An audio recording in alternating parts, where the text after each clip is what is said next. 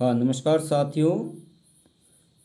आज की इस महत्वपूर्ण चर्चा को शुरू करते हैं और आज की इस महत्वपूर्ण चर्चा के अंदर जो हमारा syllabus UGC net set GRF और कॉलेज कैडर पीजीटी का जो सिलेबस रहता है, उस सिलेबस के अंदर इंडियन स्कॉलर्स का या भारतीय राजनीतिक सिद्धांतकारों का एक महत्वपूर्ण भाग रहता है। और उन उस कड़ी को आगे बढ़ाते हुए हमने बहुत सारे जो भारतीय सिद्धांतकार या भारतीय इंडियन स्कॉलर्स की हम चर्चा कर चुके हैं। और आज की इस कड़ी के अंदर हम एक महत्वपूर्ण राजनेता, स्वतंत्र देश के पहले प्रधानमंत्री और एक बहुत ही अच्छे स्कॉलर्स, डेमोक्रेसी के बहुत बड़े सपोर्टर्स, सेकुलरिज्म के बहुत बड़े सपोर्टर्स, नेशनलिज्म के, इंटरनेशनलिज्म के, फॉरेन पॉलिसी जिनकी बहुत बेहतर रही और एक अंतर्राष्ट्रीयवाद के पिता या अंतर्राष्ट्रीय समुदायवाद या मानववाद के अंदर गहरी आस्था रखने वाले और महत्वपूर्ण पुस्तकों की रचना करने वालों के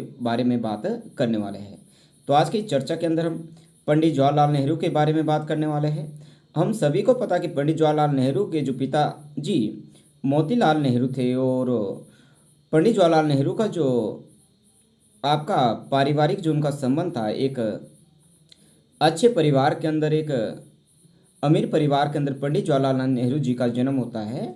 और उसके बावजूद पंडित जवाहरलाल नेहरू लंदन से उन्होंने कानून की पढ़ाई की और एक बेहतर वकील पंडित जवाहरलाल नेहरू थे। परंतु उसके बावजूद भी पंडित जवाहरलाल नेहरू ने देश की आज़ादी के लिए अपना सराहनीय योगदान रहा और लंबे समय तक, इतने ही लंबे समय तक जेलों के अंदर भी पंडित जवाहरलाल नेहरू रहे और आज़ाद भारत के पहले प्रधानमंत्री बने।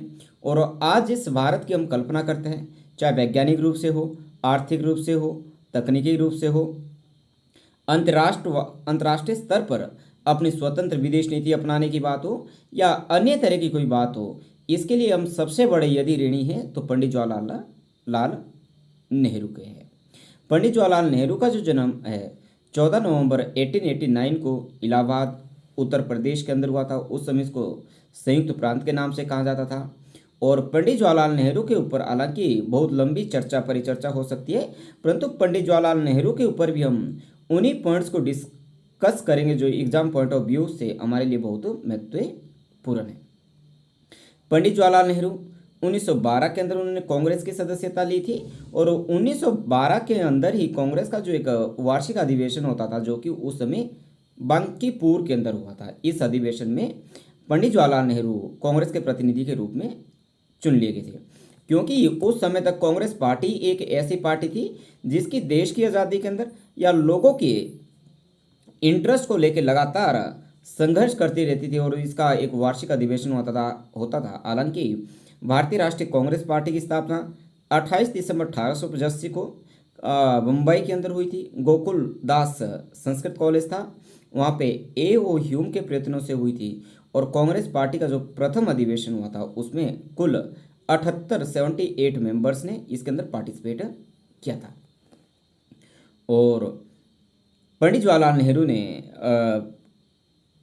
राष्ट्रपिता महात्मा गांधी जी के साथ मिलकर देश की आज़ादी के लिए एक महत्वपूर्ण योगदान दिया था, या उन्होंने कांग्रेस पार्टी को एक जन आंदोलन के अंदर इसको तब्दील करने का या परिवर्तित करने का काम किया था। पंडित जवाहरलाल नेहरू, जैसा मैंने कहा कि देश की आज़ादी के अंदर महत्वपूर्ण योगदान रहा। महात्मा गांधी के हर एक आंदोलन के अंदर पंडित जवाहरलाल नेहरू का महत्वपूर्ण योगदान रहा। परंतु 1929 के अंदर जो कांग्रेस पार्टी का एक वार्षिक अधिवेशन लाहौर के अंदर हुआ था, और इसी वार्षिक अधिवेशन के अंदर कांग्रेस पार्टी ने जो कांग्रेस पार्टी के जो वार्षिक अधिवेशन की अध्यक्षता करने का जो मौका पंडित जवाहरलाल नेहरू को मिला था, और पंडित जवाहरलाल नेहरू की अध्यक्षता के अंदर ही पूर्ण स्वराज का जो प्रस्ताव है ये पास हुआ था। और 1929 के वार्षिक अधिवेशन जो लाहौर के अंदर हुआ था, कांग्रेस पार्टी ने ये तय किया था कि हर वर्ष हम 26 जनवरी को क्या है अंग्रेजों से पूर्ण रूप से आज़ादी ले लेंगे। और उसके बाद 1930 के बाद हर वर्ष हमारे देश के अंदर 1947 तक कांग्रेस पार्टी ने 26 जनवरी के दिन को स्वतंत्रता दिवस के रूप में मनाया। वो देश का झंडा चढ़ाया जाता था और कांग्रेस पार्टी या पूरे देश के अंदर स्वतंत्रता दिवस के रूप में मनाई जाती थी। हालांकि देश की आज़ादी 15 अगस्त 1947 को हुई थी, और इसलिए 26 जनवरी का भी अपने आप में एक ऐतिहासिक महत्व बना रहे हैं। इसलिए जो भारत का जो संविधान जो बन के 26 नवंबर 1949 को तैयार हो गया था, इसलिए 26 जनवरी का जो दिन है एक ऐतिहासिक और यादगार दिन बना रहे हैं। इसलिए भारत के संविधान को 26 जनवरी 1950 को लागू किया गया। इसलिए 26 जनवरी को आज के समय के अंदर हम गणतंत्र दिवस के रूप में मनाते हैं। और पंडित जवाहरलाल नेहरू स्वतंत्र भारत के पहले प्रधानमंत्री भी रहे। और स्वतंत्र भारत के पहले प्रधानमंत्री, हालांकि कैबिनेट मिशन प्लान के अंदर भी जो पंडित जवाहरलाल नेहरू के पास एक फॉरेन मिनिस्ट्री उनके पास थी और डिप्टी प्राइम मिनिस्टर का उनके पास पद था। 1951-52 के अंदर देश के अंदर जब फर्स्ट जनरल इलेक्शन होते हैं, कांग्रेस पार्टी को स्पष्ट बहुमत मिलता है और कांग्रेस पार्टी के जो मास लीडर थे, सबसे महत्वपूर्ण जो नेता थे, उनका नाम पंडित जवाहरलाल नेहरू थे। और 1964 तक पंडित जवाहरलाल नेहरू हमारे देश के प्रधानमंत्री रहते हैं। पंडित जवाहरलाल नेहरू बच्चों के बीच काफ़ी प्रसिद्ध थे। इसलिए पंडित जवाहरलाल नेहरू को बच्चे चाचा जी के नाम से पुकारते थे। और पंडित जवाहरलाल नेहरू के जन्मदिन को जो 14 नवंबर को हम मनाते हैं बाल दिवस के रूप में, पंडित जवाहरलाल नेहरू के जन्म को भी हम सेलिब्रेट करते हैं। इतना ही नहीं, पंडित जवाहरलाल नेहरू को 1955 के अंदर भारत का सबसे बड़ा जो अवार्ड है भारत रत्न से भी नवाजा गया था। पंडित जवाहरलाल नेहरू एक महत्वपूर्ण स्कॉलर्स भी थे। डिस्कवरी ऑफ इंडिया की बात हो 1946 के अंदर लिखी गई थी। The glimpse of world history लिखी थी उन्होंने। टूवर्ड्स फ्रीडम एन ऑटोबायोग्राफी, ये 1936 के अंदर पब्लिश होती है।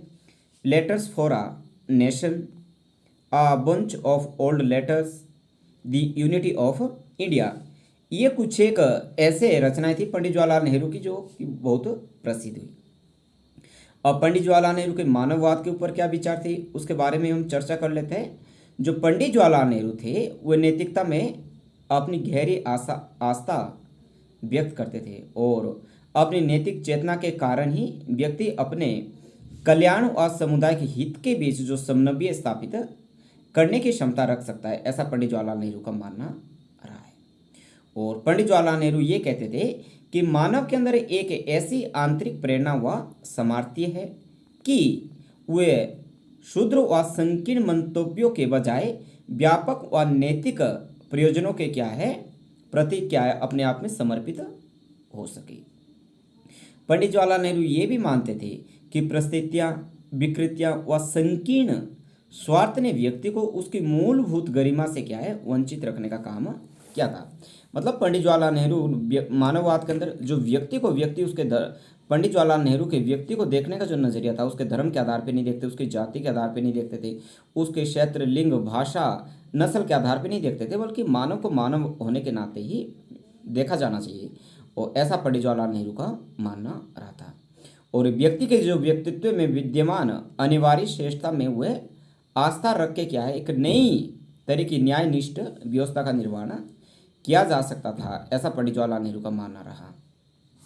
और समस्त संस्थाओं का क्या है औचित्य सिर्फ इसी आधार पर स्वीकृत किया जा सकता है कि वह क्या किसके प्रति समर्पित हो, मानव कल्याण के प्रति समर्पित हो, ऐसा पंडित जवाहरलाल नेहरू का मानना था। पंडित जवाहरलाल नेहरू का एक साइंटिफिक एटीट्यूड था, एक टेम्परामेंट था और उनकी वैज्ञानिक जो प्रगति थी। नेहरू ये मानते थे कि विज्ञान समाज को परिवर्तित करने का एक महत्वपूर्ण साधन है। यदि हमने समाज को परिवर्तित करना है, इसको ट्रांसफॉर्मेशन की तरफ आगे बढ़ाना है, तो ये महत्वपूर्ण है कि हमें ज़्यादा से ज़्यादा क्या है साइंस का डेवलपमेंट करना पड़ेगा और टेक्निक्स का विकास करना पड़ेगा। परंतु इससे भी बढ़ के हमें क्या करना है कि विज्ञान के प्रति व्यक्ति का जो विचार है वह क्या है ज़्यादा तार्किक होना चाहिए और व्यक्ति क्या होना चाहिए विवेकशील होना चाहिए। ठीक है, व्यक्ति किसी के अनुसार उसके कहने पे नहीं चले, बल्कि व्यक्ति को अपने आप में क्या तार्किक और विवेकशील होना चाहिए, जो कि सामाजिक परिवर्तन के लिए क्या है एक महत्वपूर्ण पहल या कदम हो सकता है। इसलिए जो मानव को क्या है जाति के आधार पे, धर्म के आधार पे इन संकीर्ण जो सोच है इसका क्या है विरोध करना चाहिए, इसका ऑपोजिशन करना चाहिए। और आधुनिकीकरण का जो रास्ता है या विज्ञानवाद का जो रास्ता है इसका हमें क्या है अनुसरण या इसको अपनाना चाहिए। पंडित जवाहरलाल नेहरू को हम वैज्ञानिक समाजवादी के रूप में भी याद करते हैं। और नेहरू समाजवाद में क्या है समानता के क्या भारी समानता के लिए क्या हुए भारी उद्योगों के क्या रहे समर्थक रहे तथा वैज्ञानिक तरीकों का प्रयोग करके क्या हुए, समाज के अंदर परिवर्तन लाना चाहते थे। पंडित जवाहरलाल नेहरू का ये मानना था, यदि समाज के अंदर हमने परिवर्तन लाने तो हमें बड़े बड़े उद्योग को स्थापित करने की जरूरत है। जबकि महात्मा गांधी जी से इस बात को लेकर उनका डिस्प्यूट भी रहा कि महात्मा गांधी जी तो कुटीर उद्योगों की बात करते थे, लघु उद्योगों की बात करते थे, परंतु पंडित जवाहरलाल नेहरू का ये भी मानना था कि हमारे देश के अंदर बड़े बड़े उद्योग स्थापित होने चाहिए, जिसके अंदर ज़्यादा से ज़्यादा मैन्युफैक्चरिंग हो, और जो चीज़ें हम विदेशों से एक्सपोर्ट इंपोर्ट करते हैं वो हमारे देश के अंदर ही पैदा हो। इतना ही नहीं, यदि हम बहुत अधिक मैन्युफैक्चरिंग करेंगे तो हम बहुत सारी चीज़ें हैं वह विदेशों के अंदर एक्सपोर्ट भी कर सकते हैं। पंडित जवाहरलाल नेहरू ये भी कहते थे कि उन्होंने गांधी जी की भांति क्या है, धर्म और अध्यात्म को नहीं मानते थे। वह धर्म और अध्यात्म या स्पिरिचुअलिज्म के अंदर पंडित जवाहरलाल नेहरू की बहुत अधिक आस्था नहीं थी, बल्कि पंडित जवाहरलाल नेहरू व्यक्ति की स्वतंत्रता और उदारवादी स्वतंत्रता या उदारवादी विचारों को क्या है, अपना कर समाज को परिवर्तित करना चाहते थे। पंडित जवाहरलाल नेहरू की यदि हम उदारवादी राष्ट्रवादी के रूप में उनकी बात करें तो पंडित जवाहरलाल नेहरू व्यक्ति की स्वतंत्रता, विधि कानून का शासन हो, संविधान का शासन हो, ये राष्ट्रवाद का क्या मूल आधार होगा, ऐसा पंडित जवाहरलाल नेहरू का मानना रहा है। और उनका ये मानना रहा कि भारत का जो राष्ट्रवाद है वह शांतिवाद के अंदर है, उदारवाद एवं तार्किकवाद के आधार पर क्या है, निर्मित होगा या इसका सृजन होगा।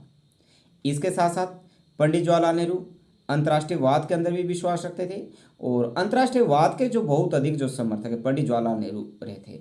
और पंडित जवाहरलाल नेहरू जब भारत सेकेंड वर्ल्ड वॉर के बाद आज़ाद हुआ, ना केवल भारत आज़ाद हुआ बल्कि सेकेंड वर्ल्ड वॉर के बाद एशिया, अफ्रीका और लैटिन अमेरिका के बहुत से मुल्क जो लंबे समय तक किसी न किसी साम्राज्यवादी ताकत के अधीन थे, क्योंकि सेकेंड वर्ल्ड वॉर इसी शर्त पर लड़ा गया था कि हिटलर और मुसोलिनी जो दुनिया के अंदर तानाशाह या अधिनायकवादी पैदा हुए, तीनों जो दुनिया की महाशक्तियाँ थी, सोवियत संघ, सोवियत संघ हो गया आपका, यूएसए और ब्रिटेन, इस शर्त पे लड़ा गया था कि जैसे ही सेकेंड वर्ल्ड वॉर खत्म होता है पूरी दुनिया के अंदर साम्राज्यवाद, उपनिवेशवाद भी क्या खत्म हो जाएगा। पंडित जवाहरलाल नेहरू जब सेकेंड वर्ल्ड वॉर के बाद भारत आज़ाद हुआ, जब दुनिया बाइपोलर सिस्टम की तरफ आगे बढ़ रही थी, एक तरफ सोवियत संघ था, एक तरफ अमेरिका था, और दोनों समान रूप से शक्तिशाली थे, और दोनों के बीच कोल्ड वॉर चल रहा था। और इसी कोल्ड वॉर के तहत जो दुनिया हुई बाइपोलर सिस्टम की तरफ आगे बढ़ रही थी, उस समय भारत ने क्या नॉन अलाइनमेंट मूवमेंट या गुट निरपेक्षता का मार्ग चुना था, जिसमें पंडित जवाहरलाल नेहरू, यूगोस्लाविया के मार्शल टिटो हो, आपके मिस्र के कर्नल नासिर हो, ये जो लोग थे, इन्होंने जो दुनिया के एशिया, अफ्रीका, लैटिन अमेरिका के वे मुल्क जो सेकेंड वर्ल्ड वॉर के बाद आज़ाद हुए थे, उन मुल्कों की जो इन्वॉल्वमेंट है वे बाइपोलर सिस्टम के अंदर रोकने से बढ़ने से रोकने का काम किया। और आज के समय के अंदर नॉन अलाइनमेंट के बात हो, जो 1961 के अंदर जो यूगोस्लाविया की जो राजधानी बेलग्रेड के अंदर औपचारिक रूप से इसकी स्थापना हुई, और पहले इसके अंदर 25 देशों ने भाग लिया। आज के समय के अंदर नॉन अलाइनमेंट मूवमेंट के अंदर दुनिया के 120 देश शामिल है, और अभी तक इसके 19 एनुअल जो सम्मेलन, इसके शिखर सम्मेलन हो चुके हैं। इसलिए जो पंडित जवाहरलाल नेहरू अंतर्राष्ट्रीयवाद के अंदर उनकी गहरी आस्था रही है।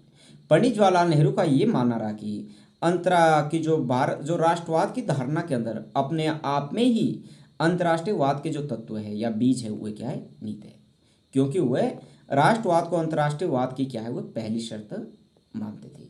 और उनका दृढ़ ये विश्वास रहा है कि भारत अपनी स्वतंत्रता और विश्व के मामलों में अपनी प्रभावशाली जो स्थिति है प्राप्त किए बिना अंतर्राष्ट्रीय शांति व मानव मात्र के कल्याण के लिए क्या है किए जाने वाले जो प्रयासों की क्या है सार्थक भूमिका निभाएगा। ठीक है। और उनका जो राष्ट्रवाद था, पंडित जवाहरलाल नेहरू का जो राष्ट्रवाद था, मानव मात्र की एकता हुआ बिना किसी भेदभाव के समस्त मनुष्य के अधिकारों व हितों के प्रति समर्पण पे आधारित रहा था। इसके साथ साथ वह साम्राज्यवाद, उपनिवेशवाद का भी विरोध करते थे, और उनका ये मानना था कि राष्ट्रवाद और अंतर्राष्ट्रीयवाद क्या है, दोनों के लिए क्या है एक महत्वपूर्ण है, क्योंकि जो राष्ट्रवाद के का क्या होता है, एक भावनात्मक पक्ष है। राष्ट्रवाद क्या है, अपने आप में मनोवैज्ञानिक और भावनात्मक पहलू है, और अपने देश के प्रति लगाव की जो भावना है वही राष्ट्रवाद है। भावनात्मक पक्ष पे भी उन्होंने बल दिया, तथा इसे अतीत की उपलब्धियों, जो हमारी प्राचीन लेगेसी रही है, परंपराओं व अनुभूति की इसको एक स्मृति माना। सेकंड, अतीत, वर्तमान व भविष्य के मध्य पंडित जवाहरलाल नेहरू ने इसके समन्वय पे बल दिया। थर्ड बात, राष्ट्रवाद हेतु उन्होंने क्या है, जनशक्ति में अपनी आस्था व्यक्त की, और भारत के कल्याण हेतु भारत की जो स्वाधीनता है उसको क्या है, अनिवार्य माना। फोर्थ, राष्ट्रवाद जो है वह अंतर्राष्ट्रीयवाद की अपने आप में क्या है कि पहली शर्त है, और भारत स्वतंत्र होकर भी विश्व शांति के अंदर क्या अपना महत्वपूर्ण योगदान अदा करता रहेगा। और अंतर्राष्ट्रीयवाद के अंदर जो पंडित जवाहरलाल नेहरू है, या जो भारत की विदेश नीति के दो महत्वपूर्ण कंपोनेंट्स बने, जो पंचशील और गुट निरपेक्षता के अंदर पंडित जवाहरलाल नेहरू का महत्वपूर्ण योगदान रहा है।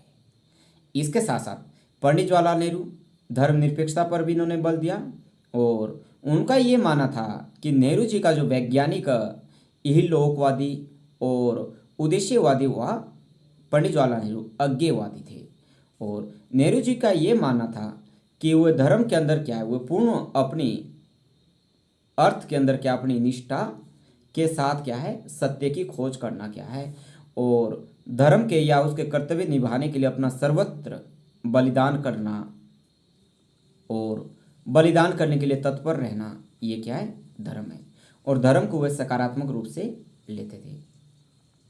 पंडित जवाहरलाल नेहरू धर्म मात्र के विरोधी नहीं थे, जो आज के समय के अंदर उनको चित्रित करने का काम किया जाता है, परंतु जो अपितु मानव जीवन के अंदर धर्म के सकारात्मक योगदान को क्या हुए स्वीकार करते थे।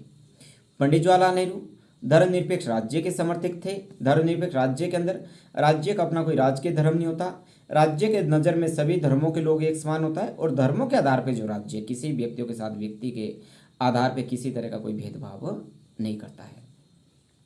पंडित जवाहरलाल नेहरू सांप्रदायिकता के भी घोर विरोधी रहे।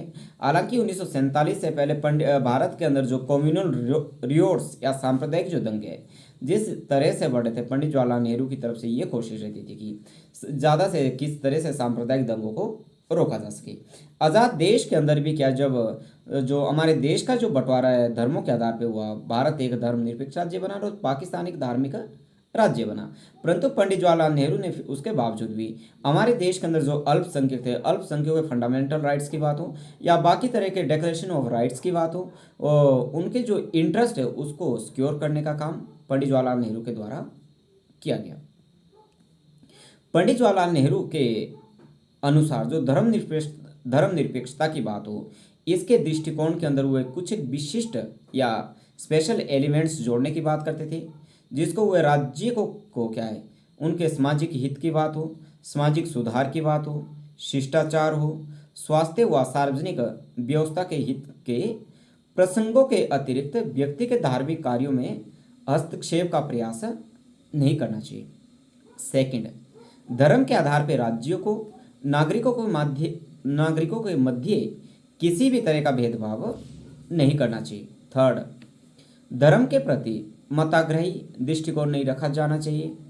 धार्मिक विश्वासों के रूप में प्रचलित ऐसी रूढ़ियों को जो कि समानता के विरोधी है, मानवीय गरिमा के खिलाफ है, न्याय व बंधुत्व के आदर्श के साथ असंगत है या इसके खिलाफ है, इसको वह अस्वीकार करते थे, और मानव को मानव होने के नाते या मानव की मानवीय गरिमा को बनाए रखने के लिए पंडित जवाहरलाल नेहरू सदैव क्या है, तत्पर रहते थे।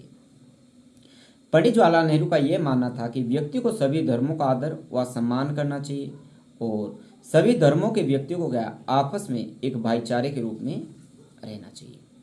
पंडित जवाहरलाल नेहरू ये भी मानते थे कि धर्मनिरपेक्षता को क्या में सामाजिक जीवन के सभी क्षेत्रों में क्या है, व्याप्त किया जाना चाहिए।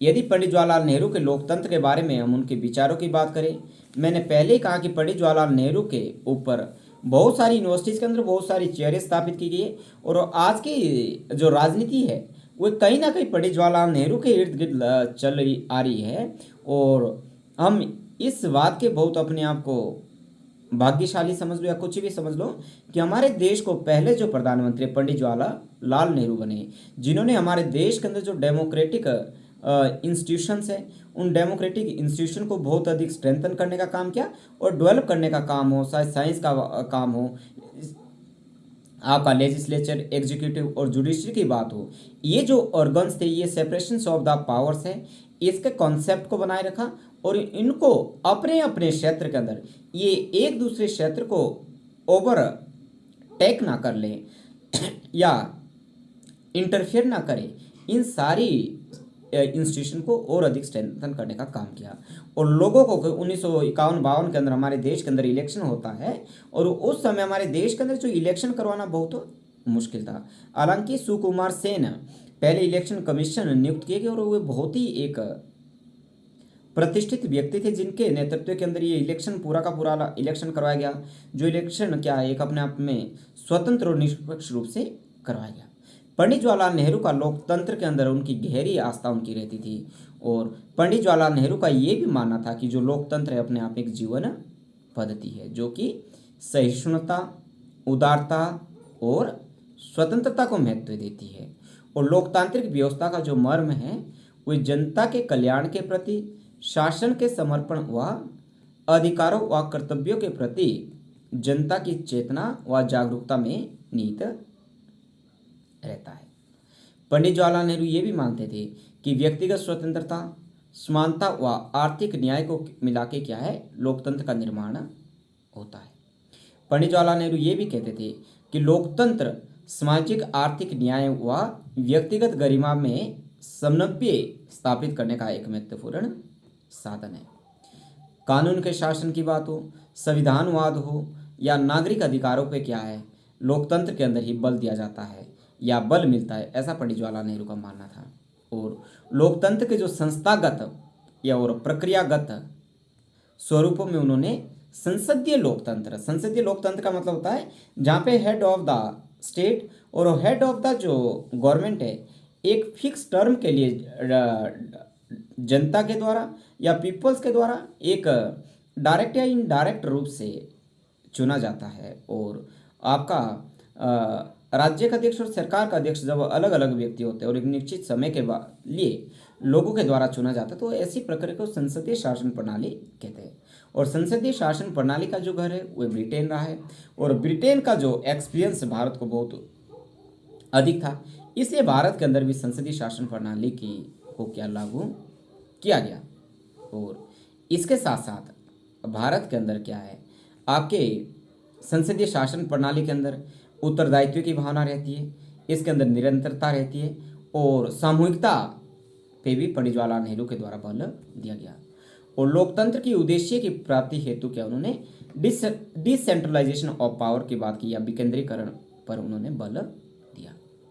पंडित जवाहरलाल नेहरू का यदि मार्क्सवाद व साम्यवाद के प्रति पंडित जवाहरलाल नेहरू के दृष्टिकोण की या उनके अप्रोच की बात की तो अपने आरंभिक समय के अंदर पंडित जवाहरलाल नेहरू मार्क्सवाद के काफ़ी निकट आ चुके थे। पंडित जवाहरलाल नेहरू ताउम्र एक समाजवादी भी रहे और भारत की जब अर्थव्यवस्था को आगे बढ़ाने की बात थी तो पंडित जवाहरलाल नेहरू ने भारत की अर्थव्यवस्था को एक मिक्स्ड इकोनॉमी या मिश्रित अर्थव्यवस्था के रूप में भारत की अर्थव्यवस्था को आगे बढ़ाया, जिस अर्थव्यवस्था के अंदर पूंजीवाद व समाजवाद के बेहतर गुण सम्मिलित थे, जिसको मिश्रित पूंजीवाद कहते हैं। हालांकि पंडित जवाहरलाल नेहरू ने भारत के लिए क्या है एक समाजवादी जो ढांचा है उसको तैयार करने की जरूर कोशिश की।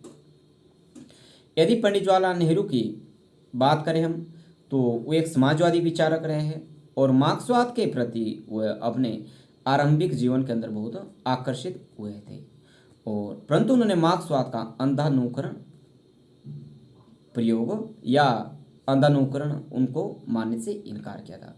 उन्होंने मार्क्सवाद के जो ऐतिहासिक भौतिकवाद के जो सिद्धांत है उसको स्वीकार किया था या उसको बहुत अधिक बल देने का काम पंडित जवाहरलाल नेहरू के द्वारा किया गया था। और मार्क्सवाद के जो सामाजिक और आर्थिक समस्याओं के जो प्रति यथार्थपरक या दृष्टिकोण में उन्होंने अपनी आस्था व्यक्त की थी और मार्क्सवाद की जो पीड़ित जनता के प्रति उत्थान की जो नैतिक संवेदना की भी भावना पे भी क्या है पंडित जवाहरलाल नेहरू के द्वारा बल दिया गया था। और पदार्थ की जो गतिशीलता के विचार की का भी उन्होंने क्या है समर्थन किया है, किंतु पंडित जवाहरलाल नेहरू ने मार्क्सवाद के जो वर्ग संघर्ष है, जो क्लास स्ट्रगल के सिद्धांत को मानने से इनकार किया था, ठीक है, और इस पे अपना संदेह भी व्यक्त किया था। और पंडित जवाहरलाल नेहरू का ये मानना था कि क्लास स्ट्रगल नहीं बल्कि क्लास कॉपरेशन पे क्या है, पंडित जवाहरलाल नेहरू ने बल दिया। पंडित जवाहरलाल नेहरू का मार्क्सवाद के अंदर जो व्यक्ति की जो गरिमा की वजह है, वर्ग पे क्या है अधिक ध्यान दिया जाता है, इसकी पंडित जवाहरलाल नेहरू के द्वारा इसको क्रिटिसाइज करने का काम किया गया। और पंडित जवाहरलाल नेहरू ने का ये मानना था कि जिस प्रकार मार्क्सवाद के अंदर राष्ट्रवाद के सिद्धांत का विरोध किया जाता है, उसके भी पंडित जवाहरलाल नेहरू के द्वारा इसको भी क्रिटिसाइज करने का काम किया गया था।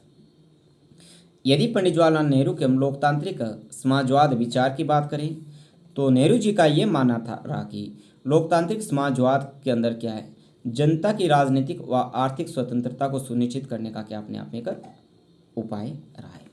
और आर्थिक विकास के लिए जनता की भागीदारी क्या है, बहुत आवश्यक है। और समाजवाद की उदार व व्यवहारिक पंडित जवाहरलाल नेहरू के द्वारा इसकी व्याख्या की गई थी। उनका ये मानना था कि शांति में व वैध उपायों के अंदर समाजवाद व लोकतंत्र के अंदर समन्वय स्थापित किया जाना चाहिए। पंडित जवाहरलाल नेहरू औद्योगिकरण और मिश्रित अर्थव्यवस्था पे भी क्या उन्होंने बहुत अधिक एम्फेसाइज या बल दिया था। पंडित जवाहरलाल नेहरू का ये भी मानना था कि साधनों के न्याय सम्मत वितरण पे क्या है, जो उत्पादन के संसाधन है, इसका जो वितरण है, इसका जो डिस्ट्रीब्यूशन है, वो है क्या है, सही रूप से होना चाहिए। यदि हम पंडित जवाहरलाल नेहरू और महात्मा गांधी जी के विचारों की बात करें तो पंडित जवाहरलाल नेहरू और महात्मा गांधी जी के जो उद्देश्य थे लगभग एक समान थे, परंतु साधनों के अंदर भिन्नता थी। जहाँ पंडित जवाहरलाल नेहरू विज्ञान के महत्व को स्वीकार करते थे, वहीं जो महात्मा गांधी जी थे वह आध्यात्मिक वाद पे अधिक बल देते थे। जैसे गांधी जी ने ग्राम स्वराज की बात की और विकेंद्रीकरण को उन्होंने स्वीकार किया था, जबकि नेहरू के द्वारा समाजवाद स्थापित करने के लिए क्या है, वो इस बात के समर्थक थे। और जैसे गांधी जी ने बड़े बड़े उद्योग या भारी उद्योगों का विरोध किया, वहीं दूसरी तरफ पंडित जवाहरलाल नेहरू बड़े बड़े उद्योगों के समर्थक रहे थे। और पंडित जवाहरलाल नेहरू ने ये कहा था, जैसे उस समय भाखड़ा बांध बन रहा था, पंडित जवाहरलाल नेहरू का ये मानना था कि ये आधुनिक भारत का एक मंदिर है।